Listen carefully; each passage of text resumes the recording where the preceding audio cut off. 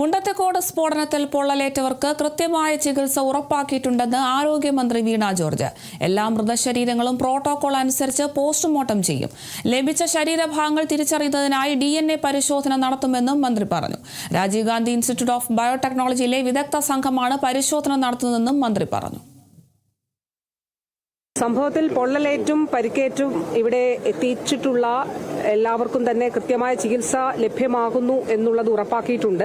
ഇപ്പോൾ നിലവിൽ 13 പേരാണ് ഇവിടെ പരിക്കേറ്റ് കൊണ്ടുവന്നിട്ടുള്ളത്. അതിൽ 10 പേര് ICUവിലാണ് ഉള്ളത്. 5 പേർക്ക് അവരുടെ ഇഞ്ചുറി അധികം പൊള്ളൽ ഏറ്റിട്ടില്ല, പരിക്കുകൾ കുറവാണ്. എന്നാൽ അവർ ICUയുടെ ചികിത്സ, തീവ്രപരിചരണ വിഭാഗത്തിന്റെ ചികിത്സ ആവശ്യമായിട്ടുള്ളവരാണ്.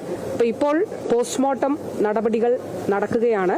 4 ബോഡികളാണ് ഐഡന്റിഫൈ ചെയ്തിട്ടുള്ളത്. ആ 4 ബോഡികളിൽ 2 മൃതശരീരങ്ങൾ വിട്ടുകൊടുക്കാൻ തീരുമാനിക്കുകയും അതിന്റെ നടപടികൾ സ്വീകരിക്കുകയും ചെയ്തിട്ടുണ്ട്.